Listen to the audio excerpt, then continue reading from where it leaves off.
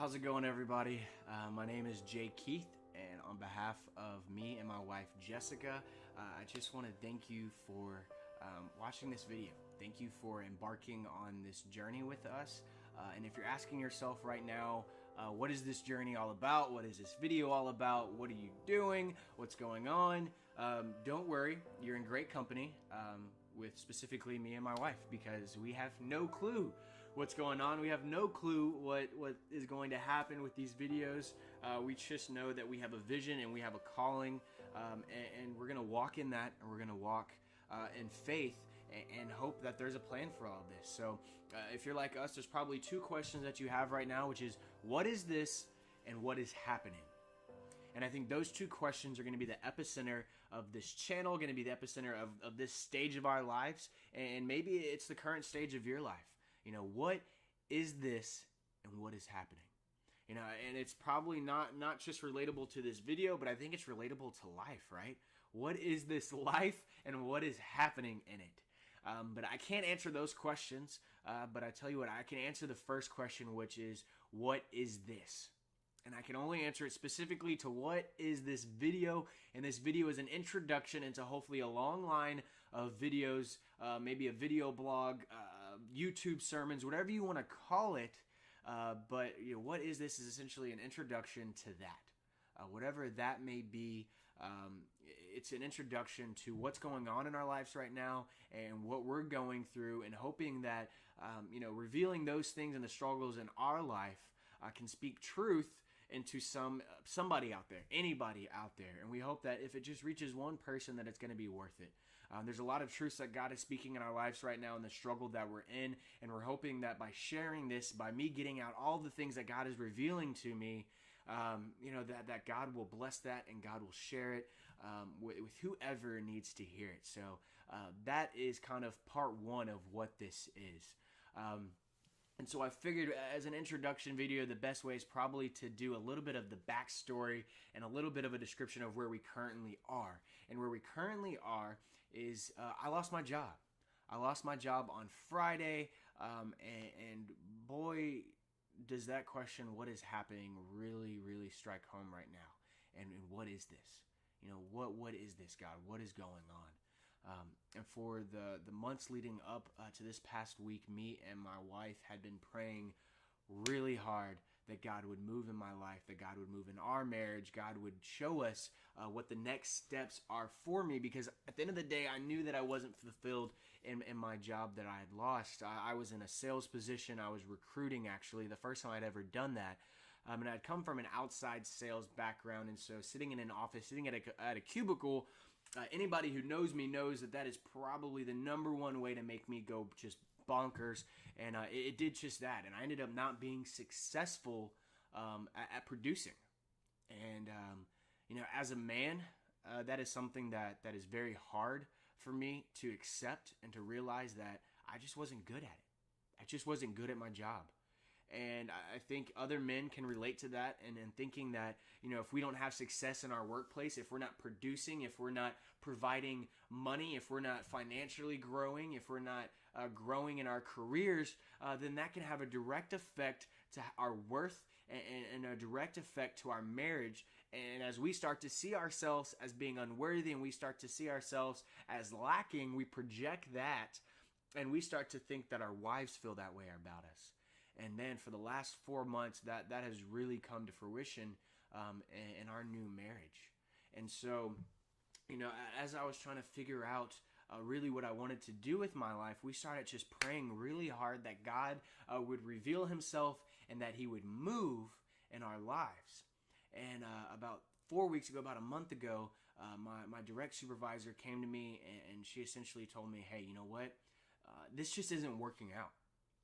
I don't know if you even want this job. I don't even know if your heart's in this job, you know, if you even want to be here. But I'm giving you 2 weeks to prove that you can do this, or we got to let you go. And man, did that just flipped our world on its head, because at that point we knew that me losing my job was a real thing. And not only had it become I don't think I'm good at this, but to a stamp of somebody telling me, I don't think you're good at this. You need to prove it to me.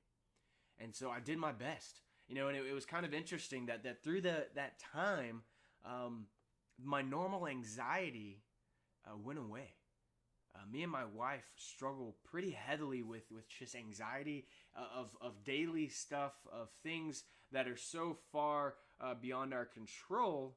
And we were just expecting to have this anxiety in that time, and I had actually the opposite effect.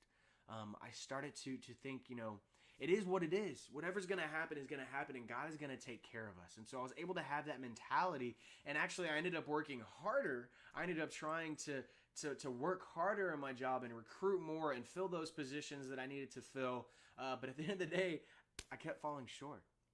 And at the end of those 2 weeks, it was kind of essentially the same conversation. Hey, you're doing better, but you're still not performing where you need to perform. So we're going to take this on a week-by-week basis. And I think that's when it really sank in that my job is coming to an end pretty quickly, and I don't know what to do. But I wasn't anxious about it. I was anticipant. I had an anticipation for what God was going to do next in me and my wife's life. And to be honest, I was scared, but I was excited.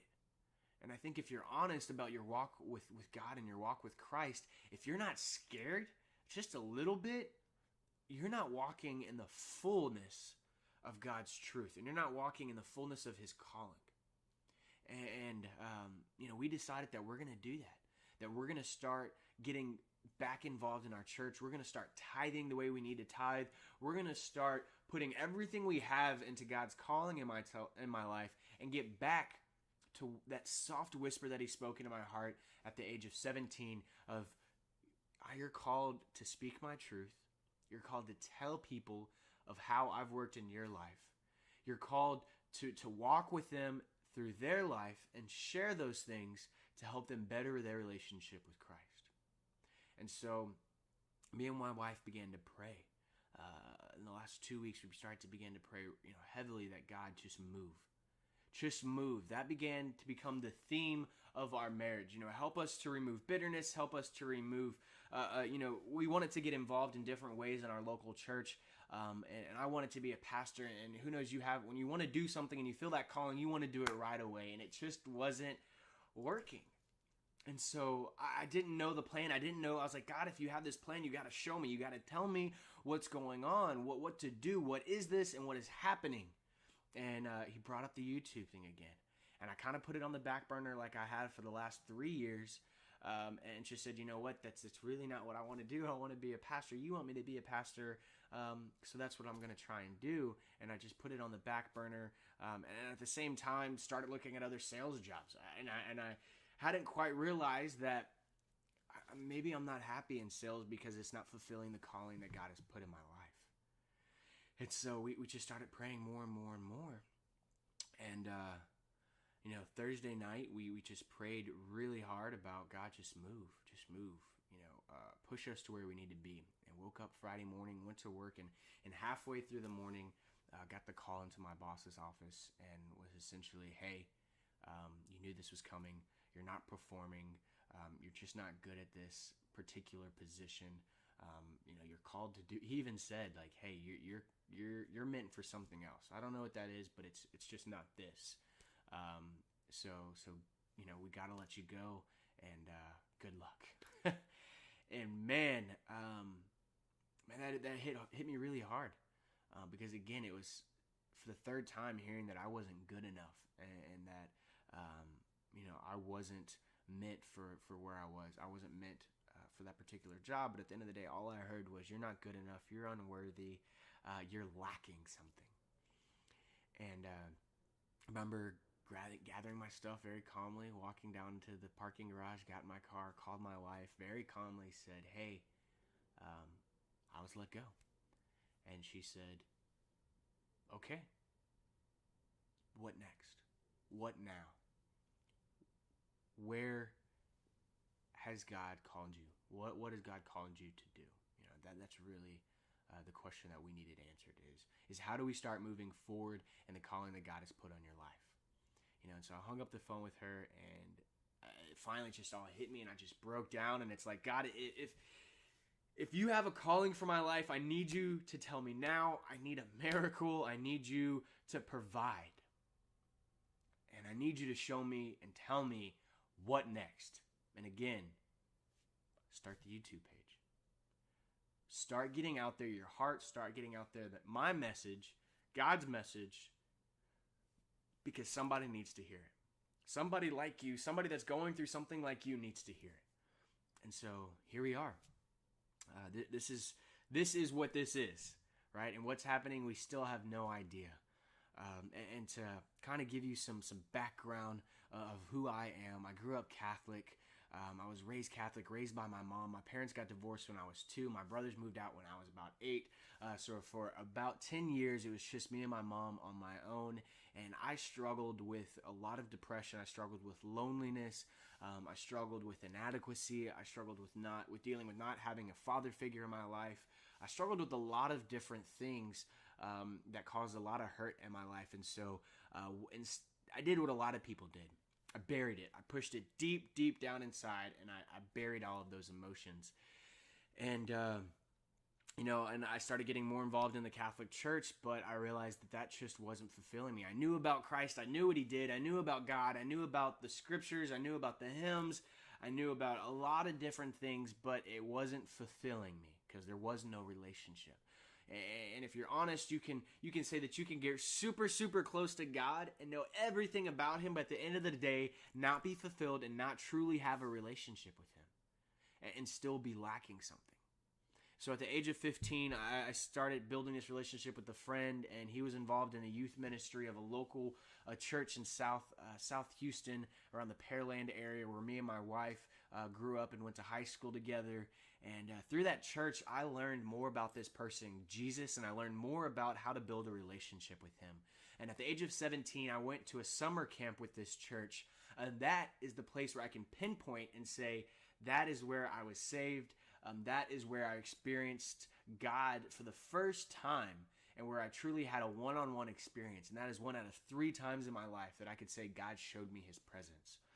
And man, the only way I could describe that moment was I was off on my own in the middle of the woods, just praying, God, if you have a plan for me, I need you to show it to me because I am just lost.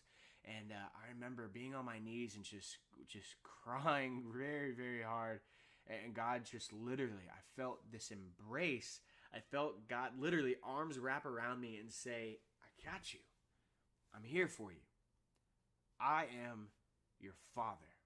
Something that I had struggled with for so long was needing a father figure in my life. And there I was being held and comforted by my true father.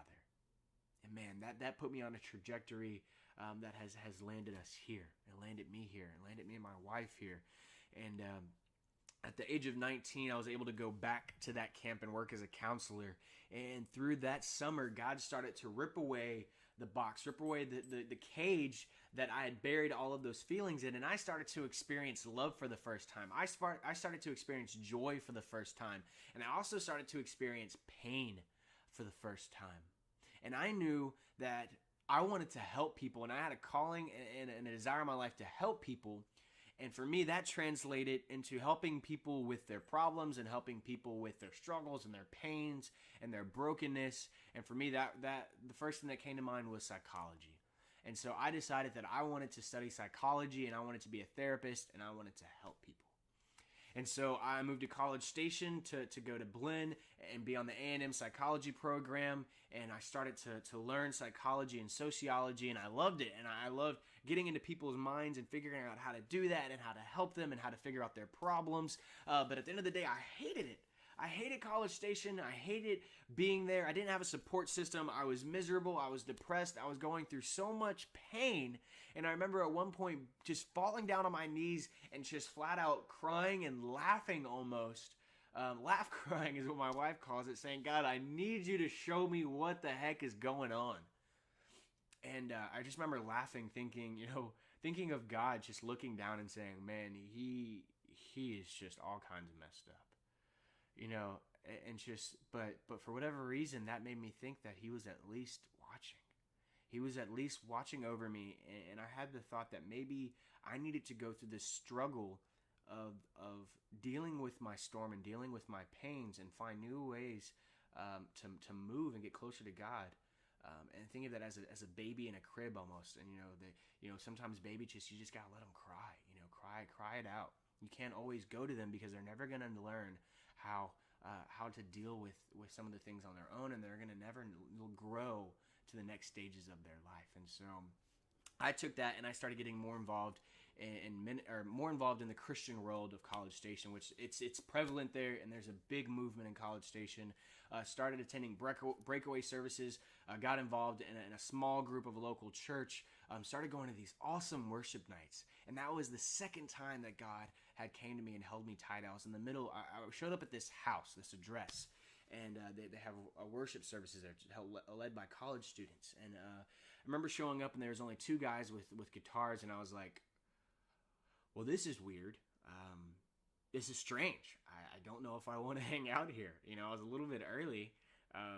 And so I just stuck around, and literally within 5 minutes, about 50 college students came through the windows, literally the windows, the back door, the front door, filled this small little 2-bedroom house, and they began to worship. There was no lights, there was no sound or sound equipment. It was actually just lit by candles and 2 acoustic guitars and the voices of college students praying out to God. And that was the second time God held me and said, I have a plan for you. I have a vision for you. Push forward. And that's exactly what I did. And actually ended up getting a job at a local church as their janitor and maintenance guy, which ended up turning into a summer internship where they began to teach me how to put together sermons and how to deliver sermons and how to speak and how to preach. And that's when I finally, God said, hey, this is what you're called to do. You're called to teach my word and show others who you are and how God is moving in you, how I am moving in your life. And I want you to show them and help them to walk through their life. And so I decided to move back home and go to seminary. And through seminary, I started to learn so much about God and so much about his word and so much about my calling. And I was able to obtain an internship at a church as a summer intern again. It went through the summer internship, and the summer internship ended up turning into a pastoral internship where they eventually moved me into a children interim pastor position where I was able to, be a children's pastor for 9 months. Not exactly the place I thought I would end up because I hated kids. They smelled, they were icky, they were sticky, they were too rambunctious, they were too a lot of things.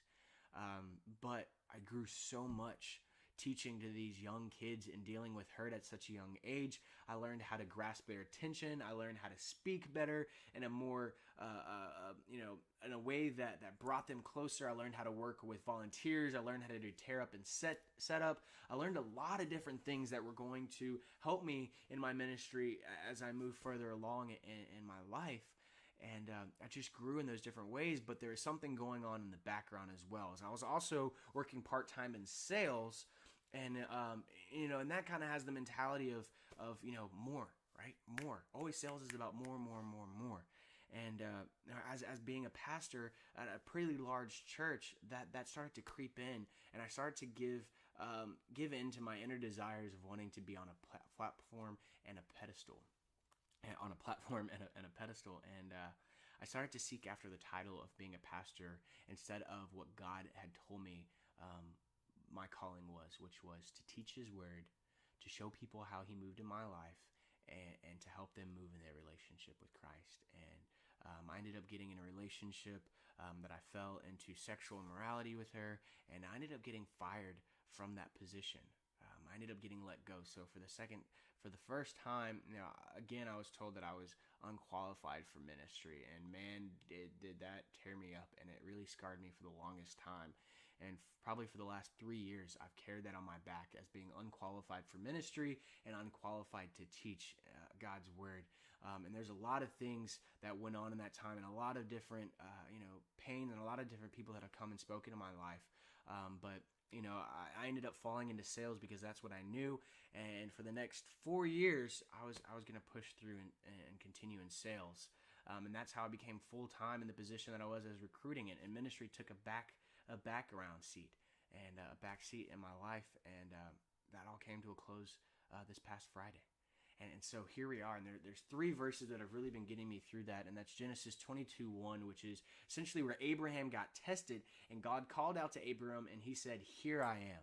Abraham said, "Here I am, test me, I'm ready for it." And boy, did God test him. And so this is me saying, "Here I am, God, put me to the test, put me through what's going on in my life so that I can get to the other side."